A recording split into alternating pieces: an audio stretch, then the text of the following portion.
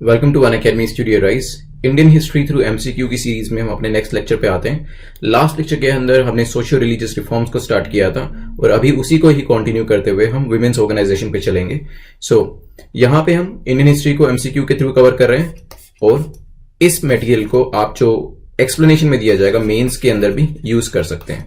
Okay, majorly ये questions आपकी prelims को क्रैक करने में जो हिस्ट्री के पोर्शन से, मॉडर्न इंडियन हिस्ट्री के पोर्शन से क्वेश्चंस फॉर्म किए जाते हैं, वहां पर ये मटेरियल आपको हेल्प करेगा। My name is Prince Luthra, all India rank 577 and here on Unacademy I teach ethics, current affairs and Indian history. सबसे इंपॉर्टेंट चीज है यहाँ पे मार्किंग स्कीम, बिकॉज आपको वीडियो को सिर्फ देखना नहीं है, you have to mark yourself. मैं आपको 10 से 15 सेकंड का टाइम हर क्वेश्चन के बाद दूंगा and you have to think about the answer. Then आप देखिएगा कि आपका आंसर करेक्ट है या नहीं है, मार्क करिएगा कि कितने आपके आंसर्स करेक्ट होते हैं और कितने इनकरेक्ट होते हैं, और लास्ट में अपने मार्क्स को कैलकुलेट करिएगा। ये जो ग्रेडिंग सिस्टम है लास्ट में भी हम देखेंगे और then we will analyse the performance. So if you score 8 to 10 MCQs correct net after taking into account the negative marking जो कि 1/3 होती है, उसके बाद 8 से 10 MCQs अगर आपके करेक्ट है then that's an excellent performance. 6 से 7 MCQs अगर आपके करेक्ट है then that's a good performance. यहां पर आपके प्रीलिम्स होने के चांसेस ऑलमोस्ट 100% होते हैं, क्योंकि अगर 60% से ज्यादा मार्क्स आते हैं तो आपका प्रीलिम्स हो जाता है और मेंस के अंदर आपको बैठने की अपॉर्चुनिटी मिल जाती है। Now this is the 40 to 55% वाला bracket. Here it's a danger zone, because यहां पे आपको नहीं पता होता है कि आपका प्रीलिम्स क्रैक होगा या नहीं होगा। इसी वजह से आप लोग क्या करते हैं, आप वेट करते हैं रिजल्ट आने का, और इवन तो कुछ लोग पढ़ाई स्टार्ट भी कर देते हैं बट उतने अच्छे से पढ़ाई नहीं हो पाती है। रीजन बीइंग आपको श्योर नहीं होता है कि मेंस में बैठने की अपॉर्चुनिटी आपको मिलने वाली है या नहीं, और इसी वजह से नेक्स्ट प्रीलिम्स की तैयारी भी आप नहीं कर सकते। तो जो 45 दिन का टाइम होता है वो उतने अच्छे से, उतना ज्यादा प्रोडक्टिव नहीं रहता है। So to make it productive you have to score here in the upper 2 brackets. Less than 4 MCQs अगर आपके करेक्ट हैं देन ऑफ कोर्स ये तो बिलो एवरेज परफॉर्मेंस हो गई। So you have to give 1 more year for preparation अगर आप consistently यहां परफॉर्म कर रहे हैं। तो कोशिश करिए ऊपर के ब्रैकेट्स में आने की।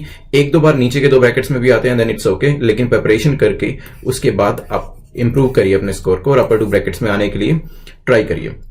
चलते हैं हम अपने टॉपिक के ऊपर। So this is social reforms and women's organisation. तो आज के टॉपिक के ऊपर हम वीमेन्स ऑर्गेनाइजेशन किस वीमेन ऑर्गेनाइजेशन को फाउंड किया, उनके जो बेसिक ऑब्जेक्टिव्स या फिर फंक्शंस थे उस ऑर्गेनाइजेशन के वो क्या थे, ये सब चीजें हम डिस्कस करेंगे। 10 क्वेश्चंस है हमारे और 10 के 10 जो हैं लार्जली वीमेन्स ऑर्गेनाइजेशन के ऊपर ही हैं। चलते हैं पहले क्वेश्चन के ऊपर।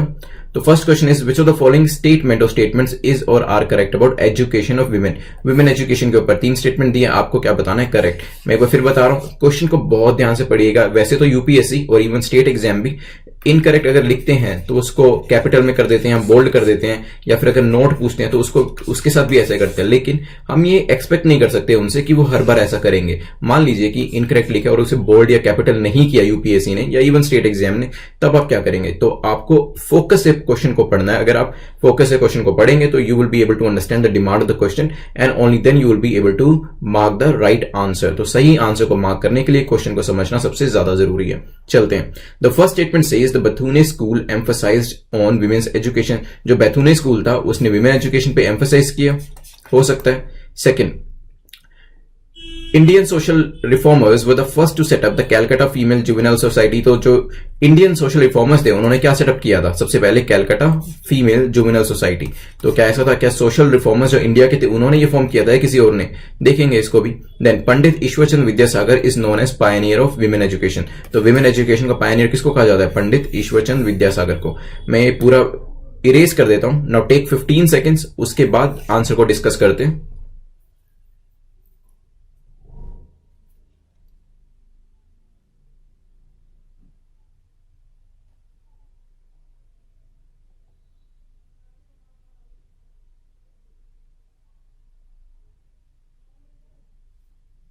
फ्यू मोर सेकेंड्स, फिर इसको डिस्कस करेंगे। चलिए डिस्कस करते हैं। तो पहली स्टेटमेंट को देखते हैं, करेक्ट बतानी है कि the Bethune school emphasised on women's education. तो आपको पता होना चाहिए बेथुने स्कूल जो था वो JET बेथुने ने बनाया था या कहें कि फाउंड किया था, और यहां पे विमेन्स एजुकेशन को ही टारगेट किया गया था। तो पहली स्टेटमेंट हमारी करेक्ट हो जाती है। Second, Indian social reformers were the first to set up Calcutta female juvenile society. देखिए Calcutta female juvenile society Indian social reformers में नहीं, जबकि क्रिश्चियन मिशनरीज ने बनाई थी। तो हमारी सेकंड स्टेटमेंट गलत हो जाती है। तो ये जो जुवेनाइल सोसाइटी थी ये क्रिश्चियन मिशनरीज ने बनाई थी। सेकंड स्टेटमेंट गलत हो जाती है और यहां पे सी और डी एलिमिनेट हो जाता है। अब सारा दारोमदार है थर्ड स्टेटमेंट के ऊपर, यही डिसाइड करेगी कि आपका आंसर क्या होगा। Pandit Ishwarchand Vidyasagar is known as pioneer of women education. आपने अगर ईश्वरचंद विद्यासागर जी के बारे में पढ़ा है तो आपको पता होगा कि वो प्रिंसिपल ऑफ कैलकाटा यूनिवर्सिटी थे और यहां पर 35 गर्ल्स स्कूल के साथ जुड़े हुए थे, ठीक है। And therefore he is regarded as the pioneer of women's education. तो यहां पे हमारा आंसर हो जाएगा बी 1 and 3। नेक्स्ट चलते हैं क्वेश्चन नंबर 2 के ऊपर। विच of the following statements is और आर करेक्ट। करेक्ट स्टेटमेंट पूछी है तीनों में से। तो पहली स्टेटमेंट क्या कहती है, age of consent act 1891 which forbid the marriage of girls below the age of 12। तो एज ऑफ कंसेंट एक्ट जो था उसने क्या किया था, जो गर्ल्स हैं 12 साल से छोटी उनकी मैरिज को प्रोहिबिट कर दिया था। देखेंगे the Sharda act 1930 further pushed up the marriage age to 18 and 14 for boys and girls respectively. तो यहां पे शारदा एक्ट ने क्या किया था, जो मैरिज की एज है वो लड़कियों और लड़कों के लिए बढ़ा दी थी यहां पर, और नंबर भी दिया हुआ है। जो 18 थी वो किसके लिए थी, बॉयज के लिए, और गर्ल्स के लिए 14 कर दी गई थी। Then child marriage restraint amendment act 1978 raise the age of marriage for girls from 15 to 18 and for boys 18 to 21। तो जो child marriage restraint amendment act 1978 में, मतलब पोस्ट इंडिपेंडेंस आया था, उसमें गर्ल्स की एज 15 से 18 कर दी गई थी और बॉयज की एज 18 to 21 कर दी गई थी। टेक 15 सेकेंड्स, उसके बाद इसको डिस्कस करेंगे।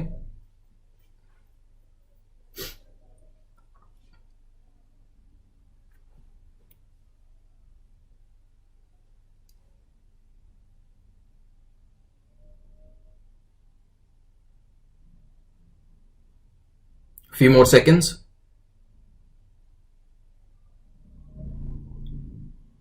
ओके, तो फर्स्ट स्टेटमेंट को पढ़ते हैं पहले। एज ऑफ कंसेंट एक्ट 1891, ये स्टेटमेंट सही है। इसने प्रोहिबिट किया था marriage of girls below the age of 12। तो 12 साल से कम एज की जो लड़कियां थी उनकी मैरिज को फोरबिड किया गया था, यहां पर प्रोहिबिट किया गया था। तो यहां पे इस एज ऑफ कंसेंट एक्ट को लाने के पीछे एक पारसी रिफॉर्मर थे जिनका नाम आपको पता होना चाहिए, क्योंकि स्टैंड अलोन क्वेश्चन उनके ऊपर भी आ सकता है। तो उनका नाम था, यहां पर आपने पढ़ा है इनके बारे में, BM मालाबारी। तो ये एक पारसी रिफॉर्मर थे जिन्होंने एज ऑफ कंसेंट एक्ट को पास कराने के लिए काफी एफर्ट किए थे। सेकंड आता है शारदा एक्ट में क्या हुआ था। देखिए शारदा एक्ट के अंदर जो एज रखी गई थी बॉयज की 18 थी और यहां पे गर्ल्स की 14 थी। और पोस्ट इंडिपेंडेंस जो चाइल्ड मैरिज रेस्ट्रेंट एक्ट था उसमें क्या किया गया था, जो गर्ल्स की एज थी वो 15 से 18 कर दी गई थी और for boys the age increase from 18 to 21। तो यहां पे तीनों ही स्टेटमेंट हमारी करेक्ट है, आंसर हो जाएगा डी। चलते हैं नेक्स्ट क्वेश्चन के ऊपर, क्वेश्चन नंबर 3 के ऊपर।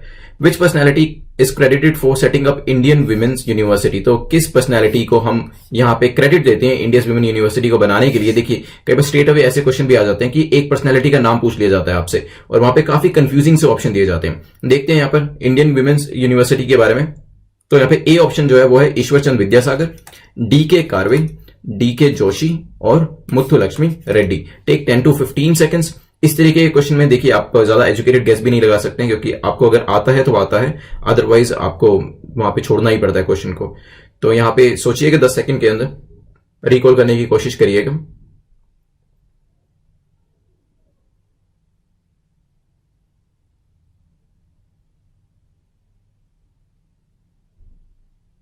Few more seconds. चलिए डिस्कस करते हैं। तो यहां पे जो आंसर है that is DK Karve. DK Karve ji ने 1916 के अंदर इंडियन विमेन्स यूनिवर्सिटी को बनाया था और यहां पे सेम ईयर में ही lady Hardinge medical college Delhi के अंदर स्टार्ट किया गया था। तो यहां पे किसको क्रेडिट दिया जाता है, DK कार्वे जी को। यहां पे कंफ्यूजिंग ऑप्शन इसलिए थे क्योंकि ईश्वरचंद विद्यासागर जो है इनको भी पायनियर ऑफ विमेन्स एजुकेशन कहा जाता है। मुथुलक्ष्मी रेड्डी जो है ये जानी जाती हैं because she was the first women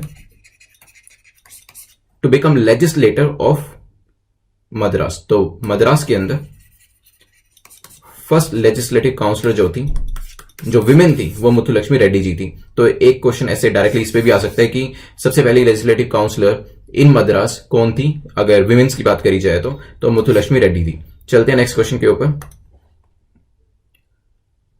put the following in the chronological order. तो इस तरीके के क्वेश्चंस आते हैं जिसमें 4 ऑप्शन आपको दिए होते हैं और कहा जाता है कि इसको करेक्ट क्रोनोलॉजी में लगाइए। देखिए सभी चीजों के आपको ईयर याद हो ये जरूरी नहीं है, लेकिन अगर आपको एक या दो चीजें पता है कि पहले लेट्स से कि 1 2 3 4 ऑप्शन आपके पास दिए हैं, अगर आपको पता है कि थर्ड इवेंट जो है वो सेकंड के बाद हुआ था तो आप क्या करते हैं, एक या दो ऑप्शन तो यहां एलिमिनेट कर ही देंगे कि जहां पर थर्ड ऑप्शन सेकंड के बाद हुआ था, उसी ऑप्शन को चूज करिएगा, एक ही आपका पेयर बन गया। मान लीजिए आपको पता है कि फोर्थ ऑप्शन फर्स्ट के बाद हुआ था, तो अब ये दोनों जो आपके क्लूज हैं कि फोर्थ फर्स्ट के बाद हुआ था, थर्ड सेकंड के बाद हुआ था, ये आपको आंसर करने में हेल्प कर देते हैं। आपको पूरे के पूरे साल याद हो ऐसा तो पॉसिबल है भी नहीं, और इस तरीके से एक्सपेक्ट भी नहीं किया जाता यूपीएससी के एग्जाम में आपसे। तो जस्ट चीजों को इस तरीके से याद रखिएगा कि पहली कौन सी चीज हुई थी और उसके बाद कौन सा इवेंट हुआ था, तो आप इस तरीके के क्रोनोलॉजिकल क्वेश्चंस को आंसर कर पाएंगे। तो यहां पे बात करते हैं, बेथुने स्कूल के बारे में पूछा, वुड्स डिस्पैच के बारे में, and Calcutta female juvenile society, lady Hardinge medical college. तो सबसे पहले क्या हुआ था और फिर बाद में क्या हुआ था। टेक 10 to 15 सेकेंड्स, कोशिश करिएगा इसका आंसर करने की। ये पिछले क्वेश्चन में इस पर्टिकुलर इवेंट जो ये lady Hardinge medical college Delhi में खोला गया था, इसका साल तो मैंने आपको बताया भी था। नेवरदलेस आपका टाइम स्टार्ट होता है।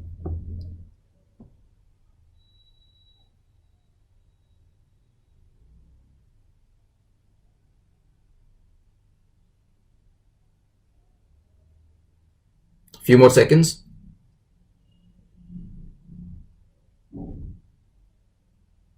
चलिए डिस्कस करते हैं। तो यहाँ पे बेथुने स्कूल की बात करें तो जो जेडी बेथुने ने बनाया था 1849 के अंदर। Wood's dispatch came in 1854। देखिए इस तरह की जो काफी इंपॉर्टेंट चीजें, Wood's dispatch is quite famous, तो यहाँ पे तो आपको ईयर भी याद हो सकता है। कैलकाटा फीमेल जुवेनाइल सोसाइटी जो थी, इट केम इन 1819, और लेडी हार्डिंगे मैंने आपको बताया था पीछे 1916 के अंदर। तो यहाँ पे हमारा आंसर हो जाएगा B3124। तो यहाँ पे वही मैं आपको दोबारा से बताऊंगा, I am reiterating that you are not suppose to remember the years. आपको साल याद करने की जरूरत नहीं है, जस्ट एक क्रोनोलॉजी में बुक को पढ़िएगा, हिस्ट्री को पढ़िएगा, और आपको समझ में आ जाएगा कि पहले कौन सा इवेंट हुआ था और फिर कौन सा इवेंट हुआ था। यूपीएससी भी जब देता है तो वो इस तरीके से नहीं देता है कि एक इवेंट 1901 में हुआ था, दूसरा 1902 में, तीसरा 1903 में, चौथा 1904 में, और अब आप इसकी क्रोनोलॉजी को बताइए। वो भी ऐसे इवेंट देता है जहां पे 20, 30, 50 साल का डिफरेंस होता है, ताकि जो एस्पिरेंट्स हैं वो आंसर कर पाए। फिलहाल चलते हैं नेक्स्ट क्वेश्चन के ऊपर। Question number 5, which of the following were liberating experiences for Indian women. तो इंडियन वीमेन के लिए हमारी हिस्ट्री के अंदर कौन से ऐसे लिबरेटिंग एक्सपीरियंसेस थे? क्या होम रूल मूवमेंट एक लिबरेटिंग एक्सपीरियंस था? एंटी पार्टीशन मूवमेंट जो 1905 में हुआ था वो था? स्वदेशी मूवमेंट क्या ये था? टेक 10 to 15 सेकेंड्स, फिर इसको डिस्कस करते हैं।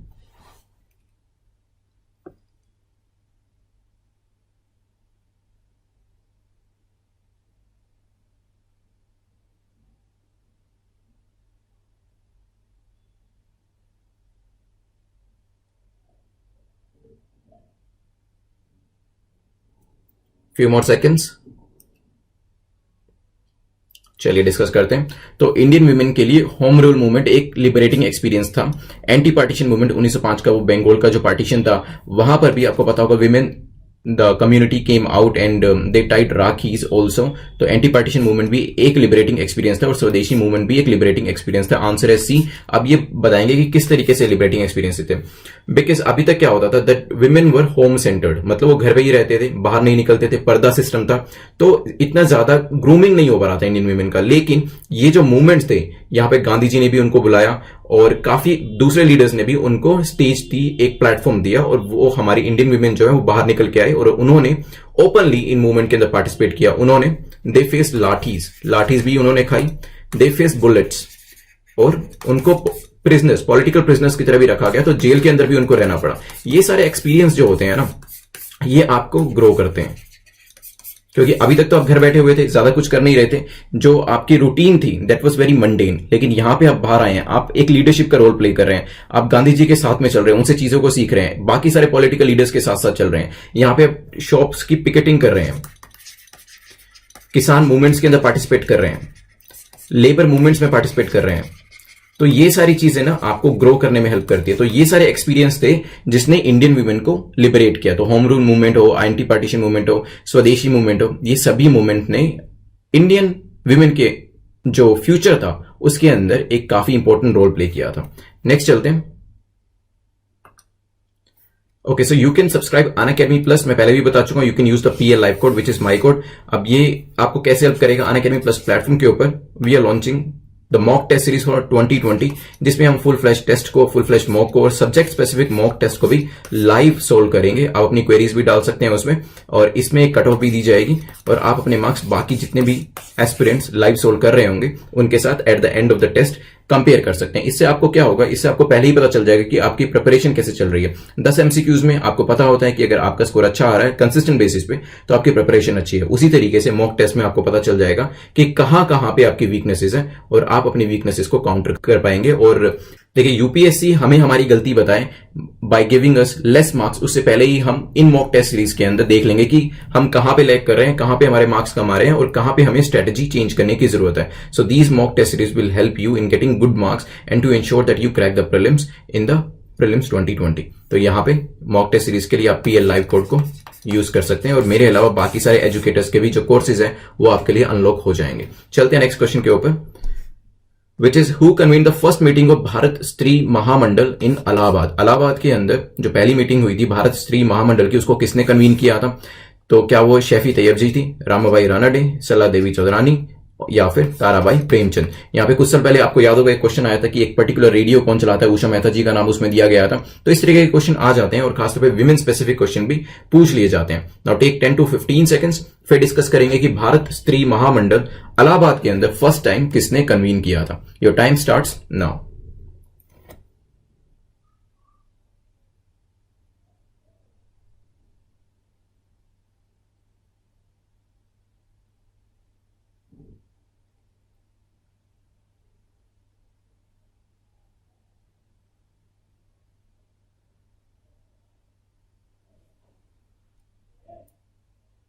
चलिए डिस्कस करते हैं। तो ये भारत स्त्री महामंडल जो था 1910 में आया था and this was the first major organisation for women जिसने किस चीज की बात करी थी? एबोलिशन ऑफ पर्दा की बात करी थी। साथ में ही विमेन के सोशियो इकोनॉमिक स्टेटस को इंप्रूव करने की बात करी गई थी। तो यहां पे इन दो एस्पेक्ट्स के ऊपर फोकस किया गया था। अब क्वेश्चन की बात आती है who convene the first meeting. यहां पे आंसर हमारा है Sarla Devi Chaudhurani, she convene the first meeting of Bharat Stri Mahamandal in Allahabad. Next चलते हैं क्वेश्चन नंबर 7 के ऊपर। Now question number 7 says which of the following women participated in labour movements. तो इसमें से कौन सी विमेन ने लेबर मूवमेंट्स के अंदर पार्टिसिपेट किया था? देखिए, बहुत सी जो विमेन थी उन्होंने अपना एंटी पार्टीशन मूवमेंट में पार्टिसिपेट किया था, किसान मूवमेंट में किया था और कुछ ऐसी विमेन थी जिन्होंने लेबर मूवमेंट में भी किया था। तो इन चारों में से कौन से ऐसे नाम है जिन्होंने लेबर मूवमेंट में किया था? टेक 10 to 15 सेकंड्स, बताइए क्या वो अनुसुईया साराभाई थे, मणिबेन कारा, उषाबाई डांगे और पार्वती बोरे। नाउ सोचिए इसके बारे में।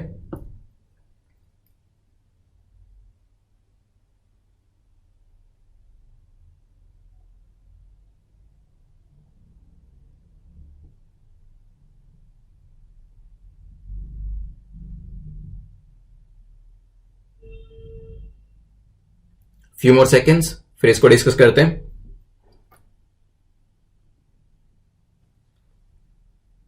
चलिए, सो यहां पे अनुसुईया साराभाई की बात करें, आपको याद होगा कि अहमदाबाद मिल स्ट्राइक जो थी उसमें Anusuya Sarabhai she went against her brother and she supported Mahatma Gandhi. तो यहां पे इन्होंने लेबर मूवमेंट में जो मिल वर्कर्स थे उनको रिप्रेजेंट किया था। तो पहली स्टेटमेंट, पहला जो नाम है वो करेक्ट हो जाता है। मणिबेन कारा का नाम जाना जाता है, she was a socialist leader and she represented railway workers. तो रेलवे वर्कर्स को इन्होंने सपोर्ट किया था और रिप्रेजेंट किया था। तो सेकंड जो नाम है वो भी करेक्ट हो जाता है। थर्ड, उषाबाई डांगे एंड पार्वती बोरे, ये भी जो थे कम्युनिस्ट लीडर्स थे और टेक्सटाइल वर्कर्स को इन्होंने रिप्रेजेंट किया था। तो यहां पे चारों ही नाम जो है वो करेक्ट हैं, डी इसका आंसर हो जाएगा।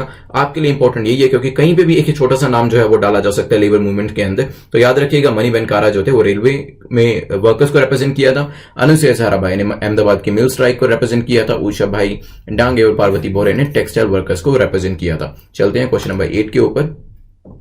Which of the following statement or statements is or are correct about AIWC All India Women's Conference? 3 statement दिया ऑल इंडिया वुमेन कॉन्फ्रेंस के ऊपर, देखते हैं वन बाय वन, हमें बतानी है करेक्ट स्टेटमेंट यहां पर। It was founded by Margaret Cousins in 1927। तो ये मार्गरेट कजन्स ने बनाई थी 1927 के अंदर, हो सकता है। Its first conference was held at Fergusson college Pune. तो पहली जो कॉन्फ्रेंस हुई थी AIWC की वो कहां हुई थी? पुणे के अंदर फर्ग्यूसन कॉलेज में।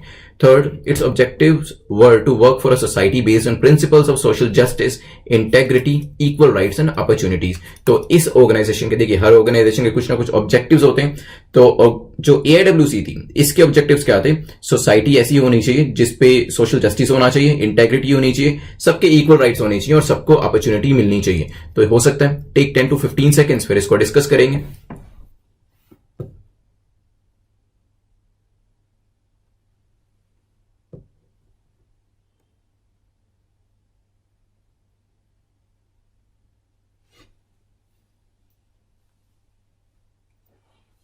फ्यू मोर सेकेंड्स, फिर डिस्कस करते हैं इसको। चलिए, सो पहली statement, it was founded by Margaret Cousins in 1927। ये नाम याद रख लीजिए, AIWC के साथ ये जोड़ के देखेंगे आप, आ सकता है एग्जाम के अंदर पूछा जा सकता है। तो पहली स्टेटमेंट करेक्ट है। तो AIWC all India women's conference जो है वो मार्गरेट कजन्स ने 1927 में बनाई थी। Apart from her there other personalities to.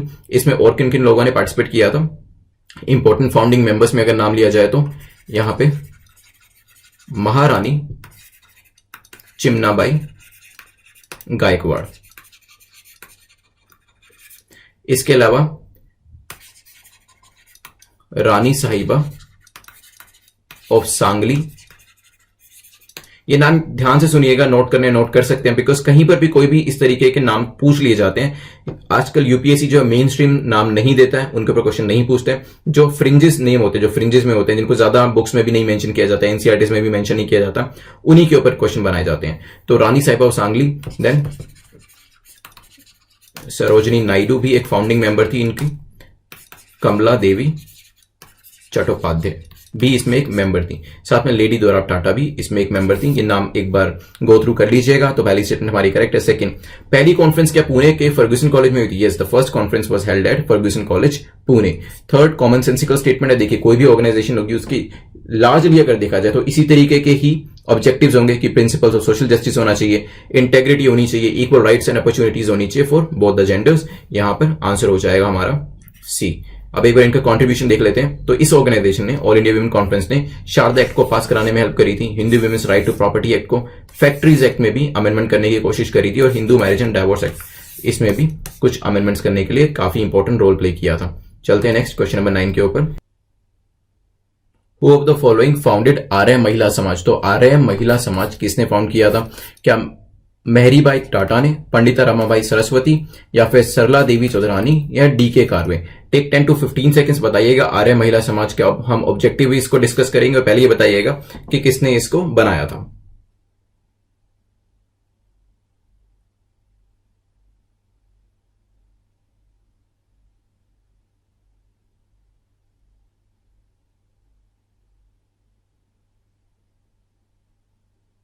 Few more seconds. चलिए, तो यहां पे जो आंसर है हमारा है बी। जो आर्य महिला समाज था वो पंडिता रमाबाई सरस्वती ने बनाया था। इन्होंने क्या किया था, ये एजुकेशन सिस्टम में इंप्रूवमेंट लाना चाहते थे और सिलेबस को चेंज करना चाहते थे। इसीलिए इन्होंने अपनी रिप्रेजेंटेशन दी किसके आगे? इंग्लिश एजुकेशन कमीशन के आगे। इंग्लिश एजुकेशन कमीशन के सामने रिप्रेजेंट किया कि हमें चेंज ऑफ सिलेबस चाहिए, और ये बात गई क्वीन विक्टोरिया के पास। और इसके बाद क्या हुआ, मेडिकल एजुकेशन जो थी विमेन के लिए वो भी स्टार्ट कर दी गई लेडी डफरिन कॉलेज के अंदर। तो ये स्टेप्स इन्होंने लिए थे पंडिता रमाबाई सरस्वती ने। और यहां पर लेटर रमाबाई रानाडे इन्होंने भी आर्य महिला समाज की एक जो ब्रांच थी वो बॉम्बे के अंदर स्टार्ट करी। तो ध्यान रखिएगा, मिलते जुलते नाम है रमाबाई रानाडे एंड पंडिता रमाबाई सरस्वती। तो ये दोनों जो है आर्य महिला समाज के साथ इनके नाम जोड़ के देखे जाते हैं। सला देवी चौधरानी और DK कार्वे के बारे में हम पहले ही पढ़ चुके हैं। मेहरीबाई टाटा की जहां बात आती है, she played an important role in national council of women in India. तो national council of women in India के अंदर काफी इंपॉर्टेंट रोल इन्होंने प्ले किया था। हम चलते हैं अपने लास्ट क्वेश्चन के ऊपर। Who founded ladies social conference, जिसे भारत महिला परिषद भी कहा जाता था, इन बॉम्बे? तो बॉम्बे के अंदर लेडीज सोशल कॉन्फ्रेंस या भारत महिला परिषद, इनमें से किसने फाउंड करी थी? तो क्या रमाबाई रानाडे ने करी थी, या फिर रमाबाई सरस्वती ने करी थी, कॉर्नेलिस सोराबजी ने करी थी, या फिर महारानी सुचारू देवी ने करी थी? टेक 10 to 15 सेकेंड्स, फिर इसको डिस्कस करेंगे।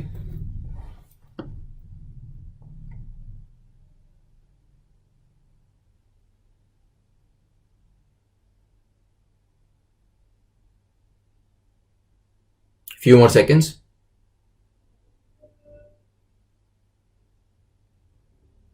चलिए डिस्कस करते हैं। तो हमारा जो आंसर है यहाँ पे है रमाबाई रानाडे। तो जो लेडी सोशल कॉन्फ्रेंस भारत महिला परिषद बॉम्बे के अंदर जो बनाया गया था वो रमाबाई रानाडे ने बनाया था under the parent organisation national social conference, इसके अंडर में बनाया गया था। रमाबाई सरस्वती के बारे में आप जानते हैं, हमने पिछला जो क्वेश्चन किया था यहाँ पर आर्य महिला समाज के बारे में, वहां पे रमाबाई सरस्वती जी का नाम जुड़ा हुआ है। कॉर्नेलिस सौरभ जी जो थे वो उनका नाम जोड़ा जाता है फर्स्ट विमेन बैरिस्टर, और महारानी सुचारू देवी का नाम जो जोड़ा जाता है वो जोड़ा जाता है she was the daughter of Keshav Chandra Sen. ठीक है, यहां पे हमारे 10 क्वेश्चन कंप्लीट होते हैं। So will do a 2 to 3 minutes quick recap. Do not miss the quick recap because I am emphasising it again that recalling is much better than reading something new. तो जो पढ़ा है उसको जरूर revise करिए multiple times ताकि exam में भूले नहीं। तो 2 मिनट का एक रिकैप करते हैं यहां पर। तो ये रिकैप कर रहे हैं, इससे जो मटेरियल है वो पूरे तरीके से पक्का हो जाएगा आपके दिमाग में and you will be able to recall the same in the examination hall. चलते हैं अभी एजुकेशन ऑफ वुमेन के बारे में हमने बात करी थी। ईश्वरचंद विद्यासागर जिनको पायनियर ऑफ वुमेन एजुकेशन कहा जाता है, बैथुने स्कूल JED बथुने ने बनाया था, और जहां बात करी थी क्रिश्चियन मिशनरीज की, उन्होंने कैलकाटा फीमेल जुवेनाइल सोसाइटी को बनाया था। Then we discussed about different acts, age of consent act, Sharda act, child marriage restraint act. फिर हमने विमेंस यूनिवर्सिटी की बात करी थी जिसको कौन लेके आए थे, DK कार्वे लेके आए थे। Then we also discussed about the chronology, और जिसमें मैंने कहा था कि एक इवेंट से दूसरे इवेंट के बीच में आपको ये याद रखने की जरूरत नहीं है, जस्ट देखिएगा कि पहले क्या हुआ था और बाद में क्या हुआ था। Then we discussed about various liberating experience. तो सारे ही एक्सपीरियंस ऐसे थे जो कि लिबरेटिंग थे, होम रूल मूवमेंट हो, एंटी पार्टीशन हो, स्वदेशी मूवमेंट हो। इससे अपॉर्चुनिटी मिली थी, एक प्लेटफॉर्म मिला था to the Indian women so that they could represent their people and they could show their leadership. इसके बाद you can subscribe the mock test series के बारे में बात करी थी, आप ये टेस्ट सीरीज जो है सब्सक्राइब कर सकते हैं using the PL live code. देन हमने डिस्कस किया था first meeting of Bharat Stri महामंडल, ये कहां हुई थी, किसने कन्वीन करी थी, सरला देवी चौधरानी ने, हुई कहां पे थी, इलाहाबाद के अंदर।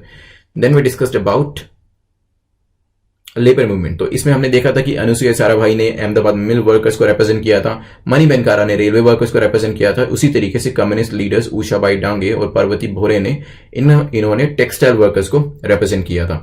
Then we discuss about all India women conference जिसको मार्गरेट कजन्स ने बनाया था, और काफी सारी इंडियन लेडीज जो थी यहाँ पे, इंडियन पर्सनैलिटीज, चाहे वो महारानी चीनाबाई गायकवाड़ हो, रानी साहिबा ऑफ सांगली हो, या फिर सरोजनी नायडू हो, कमला देवी चट्टोपाध्याय हो, इन सभी ने पार्टिसिपेट किया था and they were also the founding members. इसके बाद क्या कंट्रीब्यूशन थे इसके वो भी हमने देखा था। देन वी डिस्कस अबाउट आर्य महिला समाज जिसको बनाया था पंडिता रमाबाई सरस्वती ने, और इसकी बॉम्बे के अंदर एक ब्रांच जो थी वो रमाबाई रानाडे ने बनाई थी। इसके बाद हमने डिस्कस किया था finally lady social conference Bharat महिला परिषद जिसको रमाबाई रानाडे ने बनाया था, और इस Cornelia Sorabji first women barrister थी, ये डिस्कस किया था हमने। Sucharu Devi was the daughter of Keshav Chandra Sen, और रमाबाई सरस्वती के बारे में ऑलरेडी पढ़ चुके हैं। तो यहाँ पे हमारा एक क्विक रीकैप जो था वो कंप्लीट होता है, और अब एक बार देख लेते हैं मार्क्स को। तो 8 to 10 MCQs अगर आपके नेट करेक्ट हैं, सो congratulations, it's a good performance. Regular basis पे अगर आप यहाँ परफॉर्म कर रहे हैं, मैं कमेंट सेक्शन में देख रहा था कुछ लोग रेगुलर बेसिस पे 8 to 9 मार्क्स स्कोर कर रहे हैं, so believe me your preparation is good. जो भी कर रहे हैं, जो भी स्ट्रेटेजी फॉलो कर रहे हैं वो करते रहिए, और कोशिश करिए उसे जनरलाइज करने की दूसरे सब्जेक्ट्स में भी, तो ताकि आप हिस्ट्री के अलावा करंट अफेयर्स में, ज्योग्राफी में भी इतना अच्छा स्कोर कर पाए। 6 to 7 MCQs करेक्ट है आपके, तो आपकी परफॉर्मेंस अच्छी है। कोशिश करिए 8 से 10 मार्क्स वाले लोगों से बात करके कि वो आप अपनी स्ट्रेटेजी आपके साथ शेयर करें। 4 to 5 MCQs अगर आपके करेक्ट है, then you have to work hard to get in the upper bracket. Less than 4 MCQs अगर आपके करेक्ट है, you have to work hard even more. So कोशिश करिए अपर ब्रैकेट्स में आने की, और यहाँ पे डोंट लूज होप। अगर नीचे के भी ब्रैकेट्स में स्कोर आ रहा है, जस्ट फोकस के साथ पढ़ते जाइए, मल्टीपल रीडिंग्स करिए, जितनी रिवीजन हो सकती है करिए, आपके स्कोर इवेंचुअली ऊपर के ब्रैकेट्स में आ जाएंगे। Apart from me there are various other educators on Unacademy platform, and there are some of the top educators too, और सब्जेक्ट स्पेसिफिक एजुकेटर्स है जिनसे आप पढ़ सकते हैं। उसके लिए करना क्या, आपको अनअकैडमी प्लस के लिए सब्सक्रिप्शन लेना है, and these are the subscription packages. You can use my code PL live code to get 10% discount, और इस कोड को यूज करने के बाद सारे के सारे एजुकेटर्स जो है वो अनलॉक हो जाते हैं आपके सामने। कोई भी इसमें से सब्सक्रिप्शन का पैकेज आप as per your convenience select कर सकते हैं, और इसके लिए अनअकैडमी प्लस की एप्लीकेशन को डाउनलोड करिएगा, link is there in the description. तो यहाँ पे डाउनलोड करने के बाद कोई भी पैकेज को सब्सक्राइब करिएगा, सिलेक्ट करिएगा, then use the PL live code to unlock all the educators. तो आप जो मॉक टेस्ट सीरीज है मेरी वो भी कर पाएंगे, और apart from me various educators जो हैं उनके कोर्सेज को भी आप कर पाएंगे। तो यहाँ पे करना क्या है, आपको PL लाइव कोड को यूज करना है और अपने पैकेज को सिलेक्ट करना है। देन आप टेलीग्राम चैनल को भी ज्वाइन कर सकते हैं यूजिंग दिस लिंक, या फिर अनअकैडमी स्टूडियो राइज लिखकर आप इस चैनल को सब्सक्राइब करिएगा and you will get all the updates from all the educators. Thanks for watching this video. Give us a like if you like the video. You can subscribe the Unacademy channel and you can use the PL Live code to get 10% discount for the mock test series, which is going to be there very soon. Thanks for watching. Goodbye.